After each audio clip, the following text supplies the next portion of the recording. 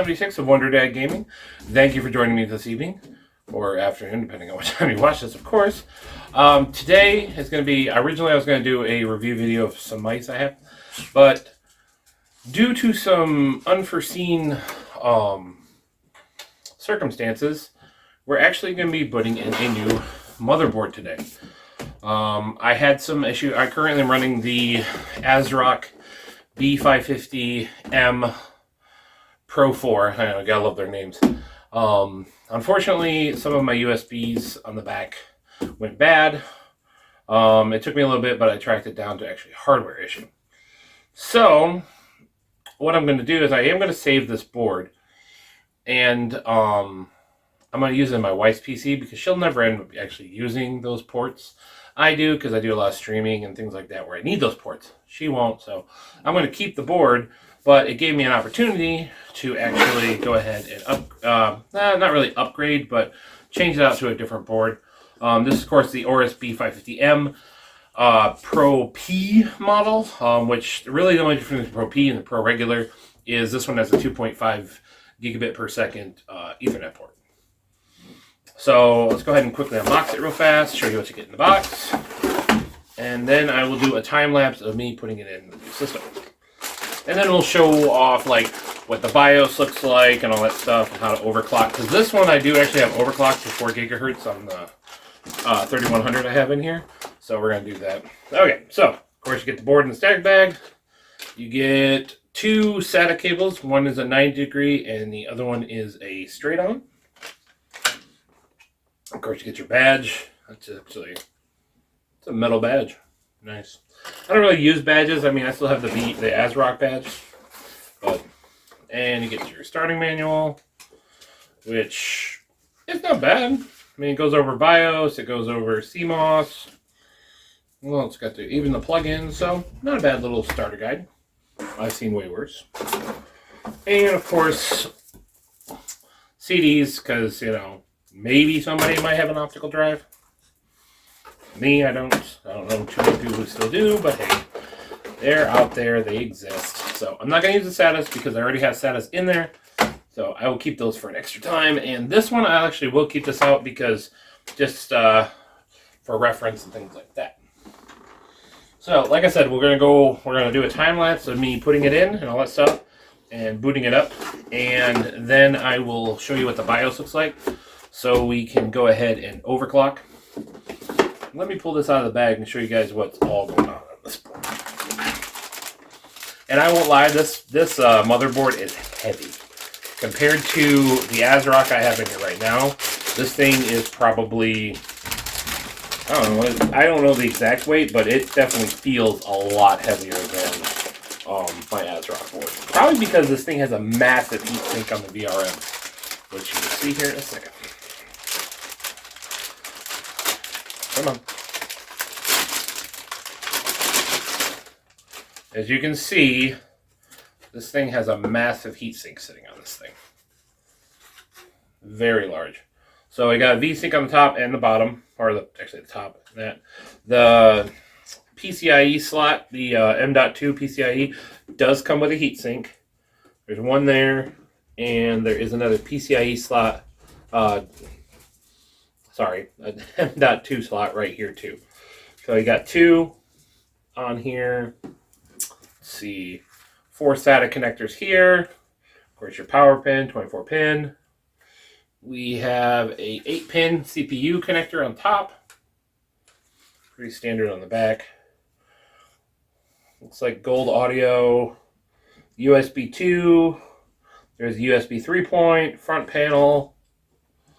So, like I said, it's a pretty beefy micro ATX board. Like I said, this is a micro ATX, not a full ATX. You can get this in a full ATX configuration, but because of my case, I'm running, of course, a micro.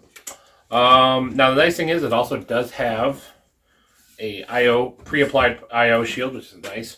So we have 4 USB 2.0s, 1 DisplayPort, 1 HDMI. Looks like we have 4 USB 3.2 ports, and there is a BIOS flashback. So the nice thing about BIOS flash drive like this with a button is if say you bought this board and you bought a 5000 series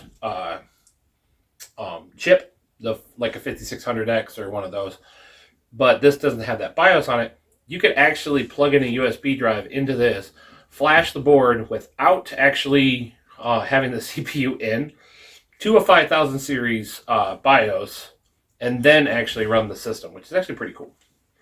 So, but yeah, really nice. So what else we got out here? So we also have a USB-C 3.2 and a USB full-size A USB 3.2, and those are also Gen 2 version of 3.2. And then we have a 2.5 gigahertz Ethernet, and we also have an optical out for audio, and of course all of our regular audio components. So, like I said, it's a looker. I mean, it's a nice looking board. So let's go ahead and get to the disassembly of this guy and the assembly of this guy and everything in the cage, and we'll get back right to it. So stick with it.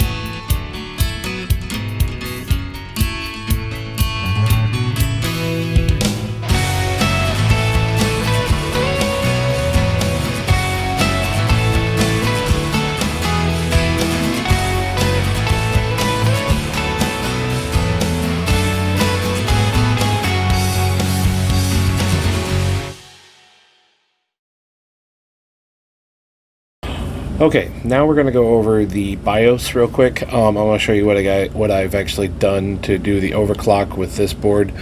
It's very similar overclock I did with my ASRock board. So we're going to go ahead and show you that right now. So we'll go ahead and get this loaded up. Power on. Wait for the boot. Change my RGB. And here we go. Simple to get in the BIOS once. There it is. Okay, so this is the BIOS. Normally, when you first would get into it, it looks like this, which is easy mode. All easy mode is basically if you're not really into changing a lot of stuff in your BIOS, this is the way to do it. But me, I like the more advanced stuff, so we're going to go ahead and go back in. So F2 for advanced mode, F2. Okay, so we're in the tweaker settings right now. So CPU clock control. Now, yes, you can totally go in here and do some major manual overclocking, but I'm going to actually show you kind of an easy way to do it. And I've done a manual setup before, and then I did the precision boost and found that the precision boost was almost identical. I think it was like a 2-point score difference in heaven. So we're going to go ahead and just show you how to do the precision boost, which I find is a much easier setup. So what we're going to do, go over to settings, go to AMD overclock, click enter. It'll ask you for the warning. And then Precision Boost Overdrive. Now, the nice thing is it does, on some of these, it does tell you what this will actually do and stuff like that. So we're going to hit enter.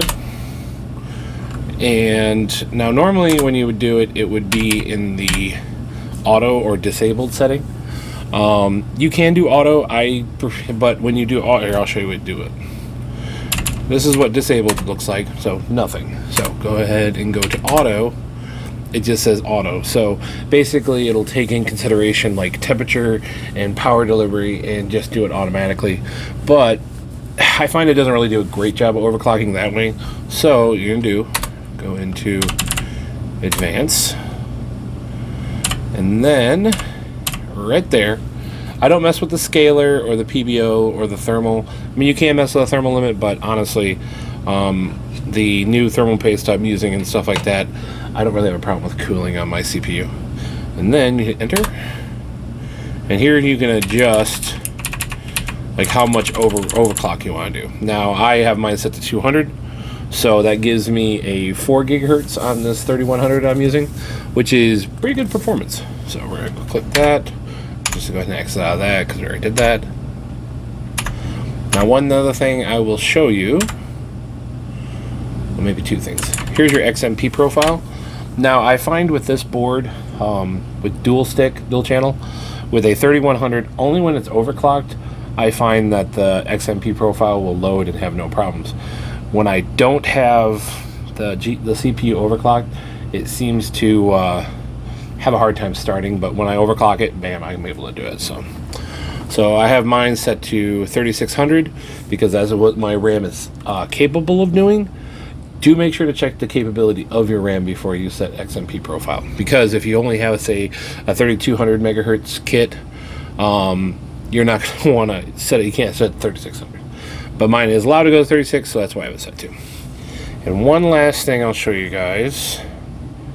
F6. Okay, so this is your fan control. So I have in this board, I have my case fans set to the system fans, and of course my CPU fans. So you can control, right now we're on CPU fan. We can go ahead and, mouse always move slow in BIOS. Click that. So that's fan control. Then CPU op, that's for like if you have a pump or an additional fan. Excuse me, on your CPU. Then you got your system fan. Now there's 3 separate headers on this board for system fans. I have them all clicked into one, so it just controls it that easily. So you go into fans, and then you come down here. Actually, we're just gonna there we go. And you have your different profiles. You have normal, manual, and full speed. I have mine set to silent because I'm using a 3100. It doesn't generate a lot of heat. Now, if you're running something a little bit stronger, yeah, you may want to adjust it to like normal or something like that.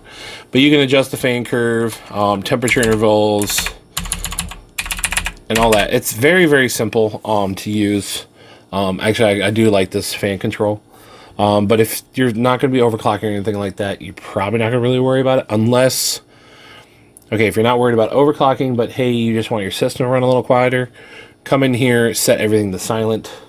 It'll run at a very low RPM and keep things quiet. So, and that's pretty much it for the BIOS. And then, now, here's your boot options. So you have, see, I have my 4 different SSDs.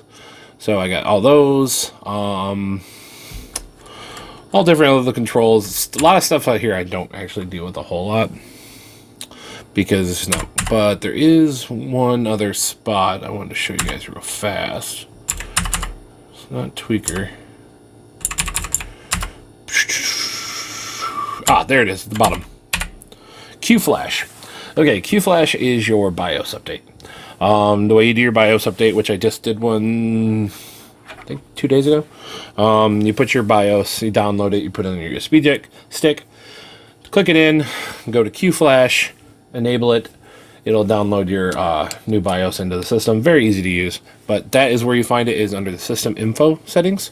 So that is it for that. We will go ahead and get out because we didn't do anything, so we're just going to save without exit without saving because I didn't change anything. So no point in doing that. So okay, so let us just go finish on this conclusion. that I have about this board. Now, I did end up finding out that my other board was fine. It's kind of like, oh, great, yeah. So I didn't actually need to buy this board, but I'm going to use that board in my wife's build. There's the new Windows that just came out. It has some bug issues, and it's making it so your USBs don't work properly. I've been working on it. I actually have a couple of threads out there to kind of give me a hand with this, but it really comes down to the new Windows update that did that. So I got that working through. Pros and cons of the board. Pros, it's very nice. It's well made. It's a nice, if you're looking for that dark edition kind of board, I'd recommend it. If you're definitely looking for overclocking, I would recommend this one because it has some really good heat sinks on your VRM, so you can push it. This board could actually handle a 5950X. I don't know how far overclocking you're going to pull off on it, but you can overclock a 5950X with this board, which is pretty nice. Now, of course, I'm just running a 3100, so it's not like, even if I push this thing to its max, this thing's never going to get too hot, so for that particular chipset.